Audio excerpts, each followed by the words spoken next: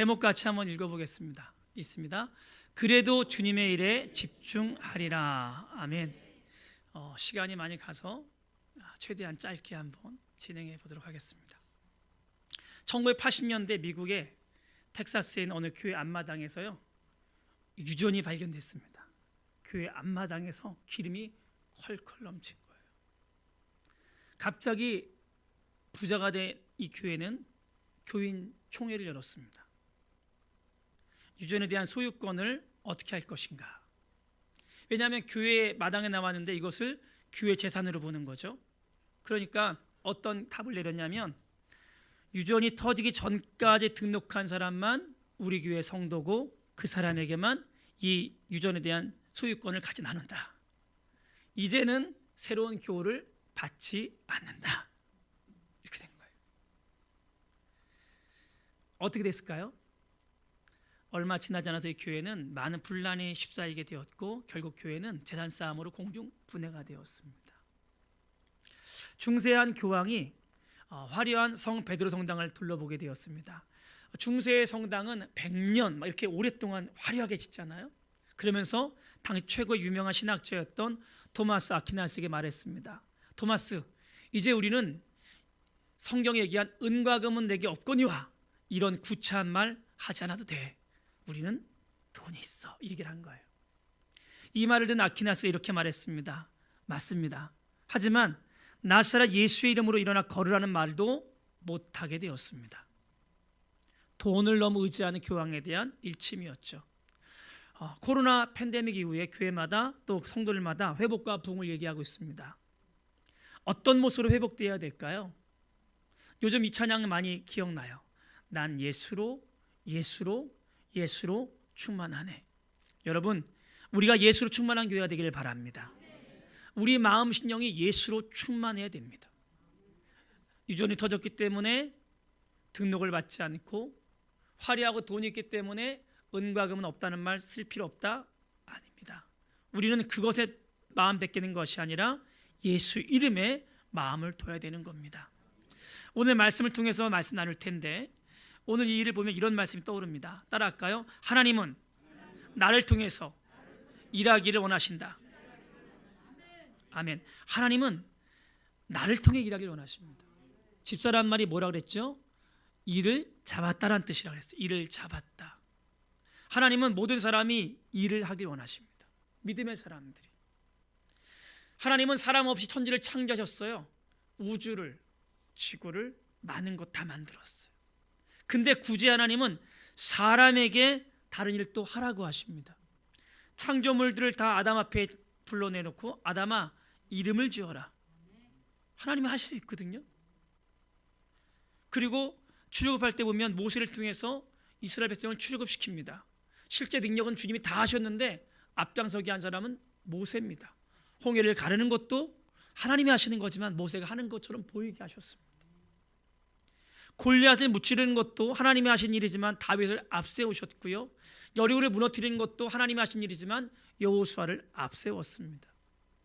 하나님은 위대한 일을 다 하실 수 있는데 굳이 사람을 앞세워서 사람으로 하여금 그 일을 하게 하십니다. 왜 그럴까요? 하나님은 우리에게 일을 주시고 그 일을 감당하면서 그 사람을 복주길 원하시는 겁니다. 그의 믿음이 자라길 원하시고, 쓰임 받으면 하나님이 나를 사용하시는구나, 하나님 나와 함께하는 걸 경험하게 되고, 그러면 믿음이 자라서 하나님의 복을 누리기를 원하기 때문에 그런 거죠. 따라합시다. 일을 맡기심은 복을 주기 위함입니다. 이걸 알아야 됩니다. 이걸 알 때 우리가 하나님의 일을 귀하게 감당하고 그것이 사명이 되는 거죠. 사명. 오늘 이 느헤미야 6장은요, 느헤미야에게 주신 하나님의 일이 거의 완성되는 과정입니다. 여러분, 성경의 배경을 잠깐 설명하면 남유다가 죄악 가운데 빠져 있다가 바벨론에게 멸망을 당합니다. 포로로 끌려가게 되죠. 근데 하나님 약속하셨어요. 70년이 되면 돌아올 것이다.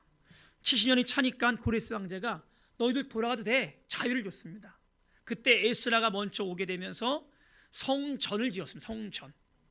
무너진 성전을 다시 만들었어요. 그리고 한 20여 년 지난 다음에 느헤미야가 왕궁의 술 맡은 관원으로 왕의 신임을 받고 있었는데, 예루살렘의 성전은 있지만 성벽이 다 무너져가지고 외세의 침입, 그렇기 때문에 환난과 죽음, 고통을 당한다는 얘기를 듣고 느헤미야가 4달을 기도합니다. 하나님, 내 백성이 고통당하고 있습니다. 눈물로 4달을 기도하는 하나님의 응답 주셔서 느헤미야가 다시 왕에게 모든 비용을 받아가지고 돌아와서 성벽을 짓습니다. 예루살렘은 성문이 10개요 망루가 4개인데 이 사이를 연결하는 벽을 다 지은 것, 이게 성벽 재건입니다. 느헤미야서는 이런 내용이거든요. 우리 한번 1절을 한번 읽어볼게요. 본문 1절 여기 앞에 보고 읽어보겠습니다. 내가 성벽을 쌓아 올려 무너진 곳을 다 이었다는 말이 산발락과 도비아와 아랍 사람 게셈과 그 밖에 우리 원수의 귀에까지 들어갔다. 그러나 그때까지도 성문들의 문짝은 만들어 달지 못하고 있었는데. 아멘.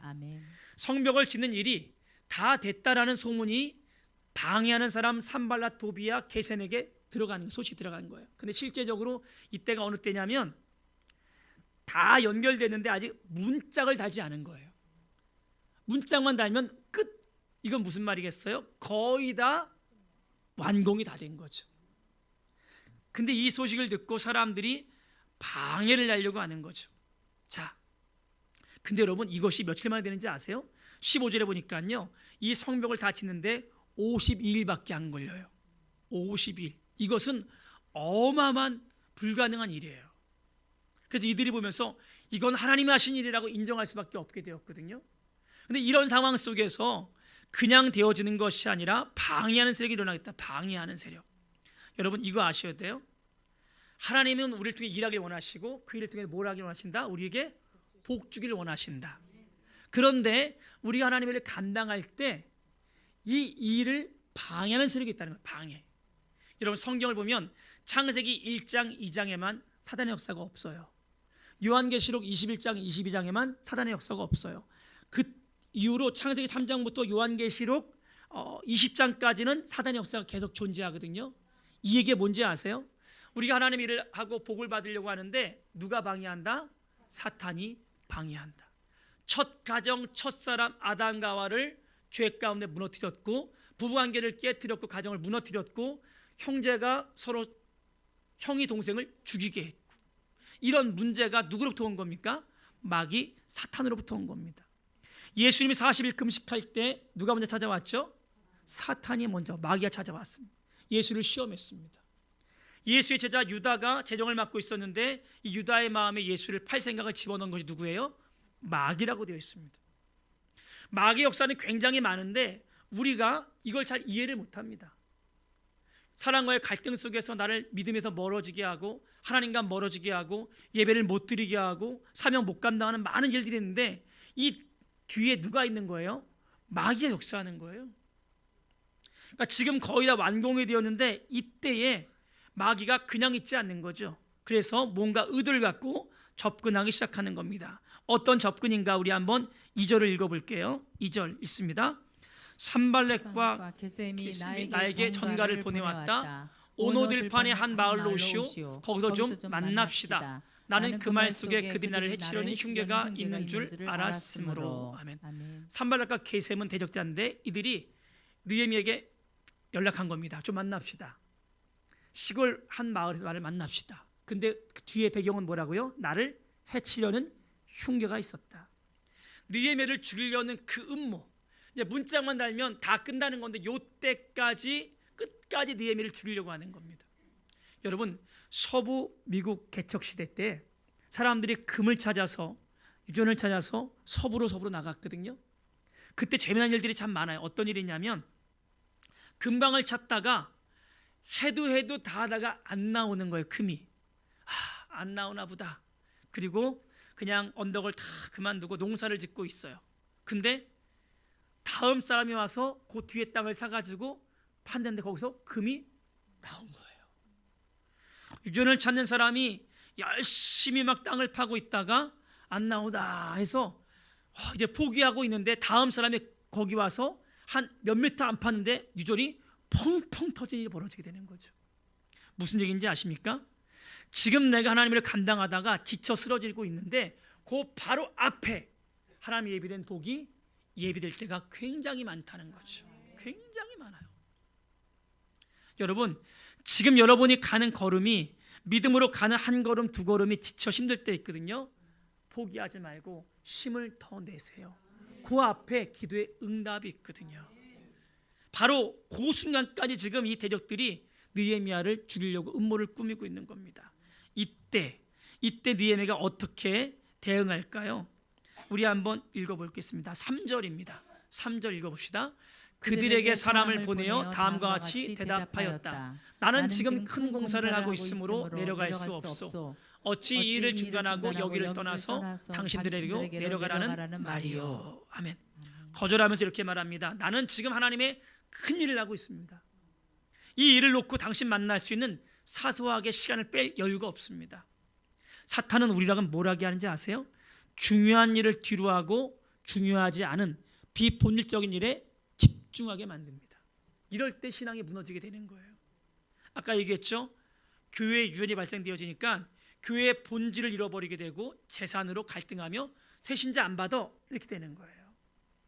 여러분, 교회의 본질은 뭘까요? 하나님을 예배하고 영혼을 구원하고 문영혼들을 양육하여 하나님 제자 만들고 선교하고 하나님 일꾼 만드는 게 교회의 본질 아닙니까? 근데 이것을 사탄은 다른 것들을 집어넣어서 옳은 것 같아, 맞는 말 같아, 근데 거기가 본질이 아닌 다른 것으로 빠지게 만들어서 교회를 분란일으키고 신앙을 나태하게 만든 일이 얼마나 많은지 모릅니다. 상당히 많은 사람들이 이 사탄의 유혹에 넘어가서 정말 집중할 일에 집중하지 못하고 다른 일에 바쁘게 살다가 하나님과 멀어지는 경우가 상당히 많습니다. 여러분, 우리는 본질에 집중해야 됩니다. 인생의 본분은 뭘까요? 하나님을 경외하고 말씀을 지키는 것입니다. 솔로몬이 강조한 것이 인생의 본분이 뭐냐? 말씀을 지키며 하나님을 경외하는 것이다.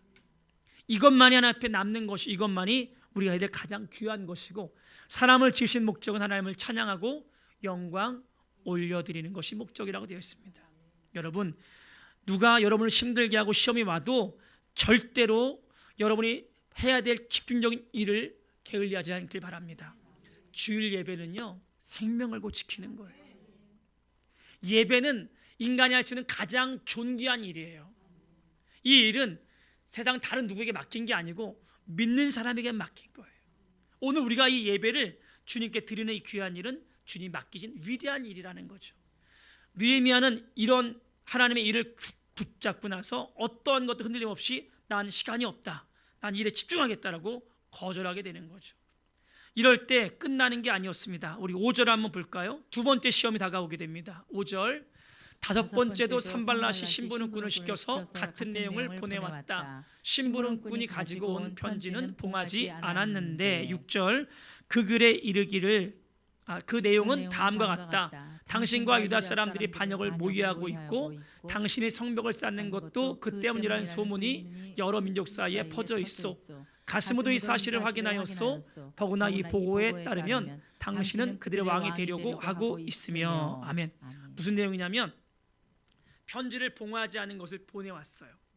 뭐라고 나왔냐면, 내가 소문을 듣다 보니까 당신이 왕이 된다고 하는 소문이 있어.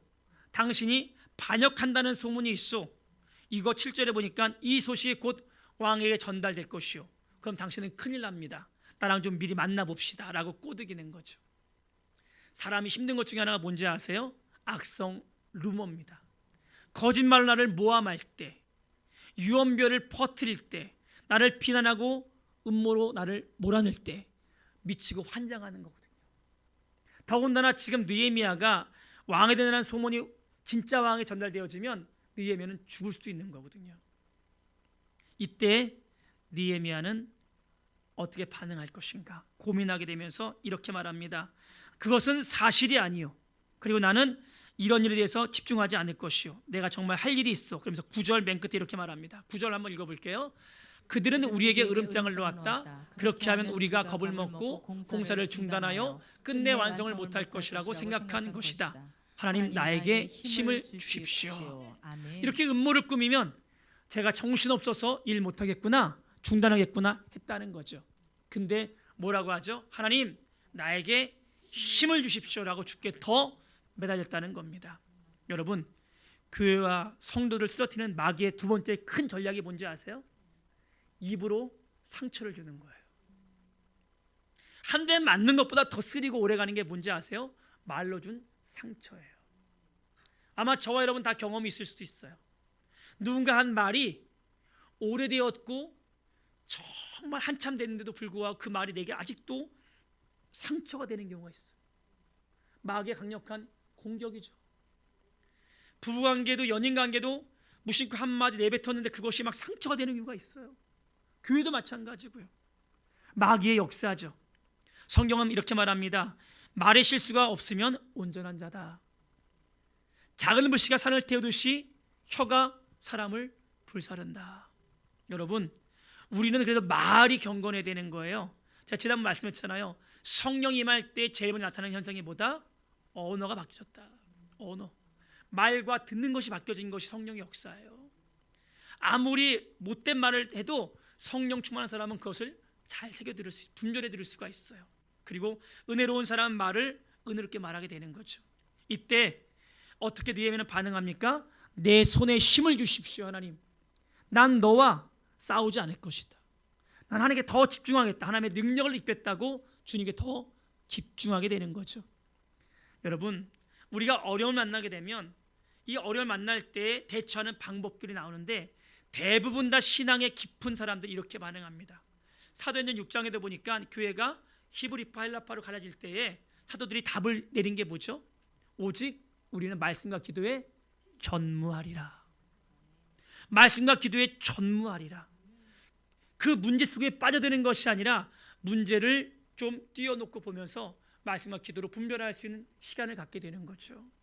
느헤미야는 자기의 앞날 때로 왕에게 모함당해 죽을 수 있는 그 위험한 상황, 거기에 개입하지 않는 거죠. 거기에 뛰어들고 그렇게 매달리다 보면 사명을 감당 못하는 거예요. 그래서 나는 하나님께 더 집중하고 하나님에게 힘을 달라고 기도하게 되는 거죠. 여러분, 그렇습니다. 우리가 하나님을 감당할 때 우리에게 이 봉하자는 편지 같은 것이 올 수 있습니다. 누가 나를 막 힘들게 합니다. 그 말이 내게 막 너무 상처가 됩니다. 기도할 힘도 없게 되고 뭔가 할 의욕도 상실되어집니다. 그거는 그 사람이 한 게 아닙니다. 그 사람을 마귀가 이용하는 거예요. 그 사람이 마귀라는 게 아니라 그 사람의 말을 통해서 나에게 사단이 공격해오는 겁니다. 그 영혼을 축복하며 그 말을 무찌르고 하나님 내게 능력을 달라고 하는 게 기도해야 되는 겁니다. 사람을 대하는 게 아니라 그 사람 통해서 역사한 마귀를 예수를 무찌르고 힘을 달라게 기도할 때 우리는 이겨나갈 수 있는 힘을 얻게 되는 거죠. 마지막 뒤에 보면 10절에 또 거짓 선지자가 나타나서 예언을 합니다. 오늘 그들이 널 죽이려고 할 것이다. 성전에 도망가 성소에 숨어 있자. 그때 느헤미야가 이렇게 말합니다. 나는 그러하지 않겠다. 나는 그렇게 마음 쓰지 않겠다. 하나님만을 전적으로 의지하겠다 하면서 이겨나게 되는 거죠. 우리 한번 12절 같이 읽어볼게요. 12절 읽고 말씀 마무리하겠습니다. 12절 있습니다. 나는 그때 그가 하나님이 보내신 예언자가 아니라는 것을 알았다. 그는 도비아와 산발락에게 매수되어서 나를 해치는 예언을 하였다. 아멘. 이 시대에요, 여러분 유튜브 많이 보시죠? 은혜로운 시간을 유튜브로 볼 수도 있고, 뭐 여러분 원하는 걸 유튜브에 검색하게 되면 이제 거기에 대한 것들이 자꾸 계속 뜨잖아요. 내가 유튜브 할 때마다. 근데 여러분 유튜브를 통해서 설교 같은 거 볼 때 검증된 분들 것만 보세요. 그러니까 우리나라의 유명한 목사님들 검증된 분들 있잖아요. 그분들 거를 보세요. 안 그러면 굉장히 옳은 것 같고 맞는 것 같고 인기 있는 것 같은데 위험한 메시지가 얼마나 많은지 몰라요.